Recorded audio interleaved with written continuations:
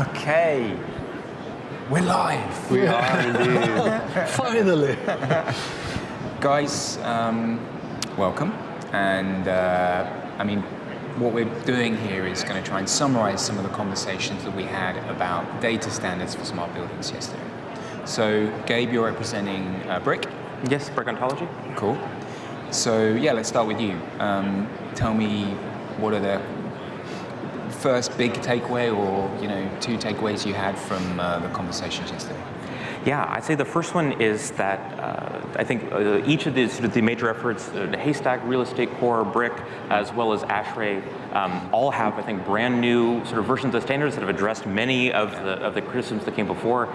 So it really feels like it's time to build on top of these ontologies and these metadata standards. I think the other takeaway I had from yesterday was just how much excitement there is about AI inside smart buildings. I thought the AI session yesterday really touched on the fact that you really do need data standards. Indeed. You need to be able to validate what comes out of the AI. You need to be able to have structure to the data that goes into the AI. And I think now, more than ever, each of these three, these standards plus the ASHRAE one, are even better positioned. It's the right time to start adopting them, to start digitizing, to make those buildings AI ready. Great answer. Erik, you're representing Real Estate Core. Yes. And same question to you. What was the big takeaway from yesterday? Yes, I think if I should add something, it's that, I really see the need for convergence. That we actually, and I see that's happening more and more, and we are all sitting here together, if in a friendly manner. Yes, indeed. And I think that's what we are really working for.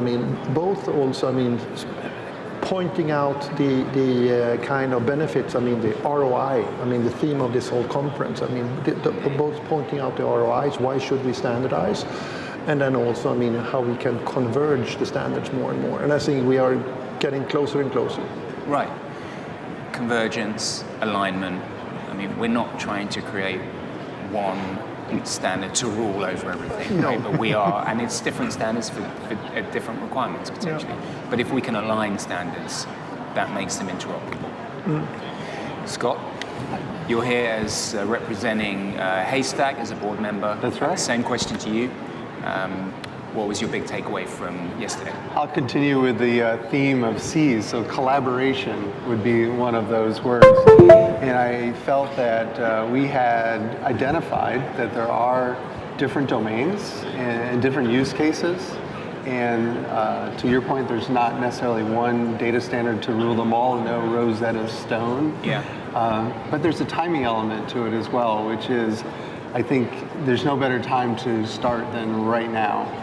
Because if you can work backwards from a use case and pick an application or some business value, then you're going to inherently start to develop an ontology. And don't feel the pressure to get the right one or wait until the smoke settles, because there's no such thing going on like that. It's really something, and having some kind of metadata and some kind of ontology makes it so much better for the next project and the next project.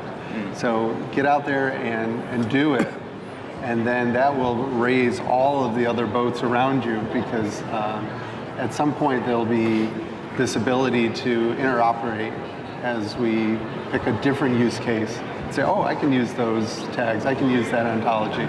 Okay. So any kind of structured data is better than no structured. Better than non-structured, absolutely. Great point. And I might just add, and also see, to enable scaling. So we really can roll this out at scale. Yeah. I guess that was kind of my next general question to all three of you, and we can take it in turns again. But this conference, yes, it's about technology, but it's not all technology people. It's people who own portfolios of buildings. They operate them. They have tenants. Everyone's busy looking after tenants, not perhaps necessarily worrying all the time about technology. So, what would you, if you having to pitch data standards to someone who has a portfolio of buildings, and is non-technical, what would you say to them? Yeah, I'd say the goal of these standards is really not that they necessarily have to present themselves, to you at the end of the day, right? It really is something that's aiming to drive down costs, that's trying to ease integration between these. And I think right now in practice there ends up being a lot of these hidden costs. Well, it's like, well, I thought I got this kind of metadata, but now if I'm trying to use another application, another provider, now that needs to, I need to pay for a new integration or have that come in. And I think maybe one more takeaway that I had, I think each of these efforts, I think Haystack with the great Zeta work that's coming out now, with Brick and Real Estate Core and ASHRAE inside the RDF ecosystem, all of these, right, have a validation tool, which means that it's beginning to be at the point where you can actually require as part of an RFP or a contract that, hey, you have to give me metadata in a structured format, and I can also check that you delivered it to me correctly and in a form that I know I can give to another integrator or another business, and I should not have to pay any integration costs. So I think now it's the time to sort of start integrating that into the contract and RFP language. Yes. Love that. Same question to you, Erik. And I think what's happening is the if you're looking from a property owner side, I think that the kind of financial climate is that you really need to make sure that are we investing are we spending the money on the right thing? I think it will be very much more focused on really making calculations on if we are standardizing things, we can do scaling at another cost, and also we will be less locked in by vendors. That is one of the big benefits of standards. Yeah, Scott. Yeah, let me build on Gabe's comment about validation. For those people in the device level, we've had this all along for interoperability between devices, right? In the early days, it was Lawn Mark that validated the communication between neuron chips and the VAV controllers. And current day, it's BACnet Testing Lab that this device talks and interoperates with that. And so the story just continues that naturally now we have, with technologies like Zeto and other validations, the ability to test out the interoperability of what we have for, in this case, applications talking to data. So it's really a continuum, and all the right pieces are in place now. We've got ontologies, we've got metadata, we have validation, and we now have tools that will work themselves out to become finer and easier to use and more transparent. I think really the best data standard is one that you don't even see. You just see the results. Exactly. It's the enabler for to create ecosystems. Correct. Basically. I think one thing we haven't also mentioned, right? All three of these are not-for-profit organizations, and all of the code is open source. Yes, absolutely. Yeah, and there are no license fees for anything. I think that's the way internet was built, and I think you have to build. And that's the way data standards should be, for sure. Yeah. We have about a minute and a half yet left. So I think you touched on it earlier about one of the themes of being AI, and I think maybe we should just finish in the last 1.5 minutes about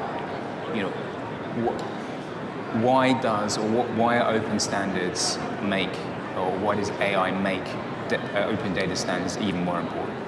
Or you mean that isn't standards dead because of AI? That's the elephant in the room. Yeah, maybe. You tell me why not. No, I think the presence of AI means that it is the right time for data standards. AI is stochastic. It can make things up. It makes a lot of things easier. But if you don't also invest in the validation, you really have no hope of getting that value out. So it's a necessary investment now. Yeah. Erik? No, but I agree. It's also, and again, when it comes to, building ecosystems, and when it also comes to scaling, it's all about. I think AI will be a formidable solution for that, as well as maybe you could say that the application is dead because of AI. That you will be using AI to get your insights instead of using your dashboards. That might be one way. Yeah, in layman's terms, I really believe that in order for AI to do its job properly, it needs to have some guardrails. And part of that guardrail is literally a data model. If we can provide that data model and train that AI using that model, it's so much further ahead than just diving in and using whatever means it has to figure things out. So put a little bit of structure, goes a long way, add a data model to it, and now you've got the perfect thing for an AI to consume. So we're really teeing it up for a home run if you supply those two elements. Great. Guys, thanks for your input. Thanks, everybody. Thank you, everyone.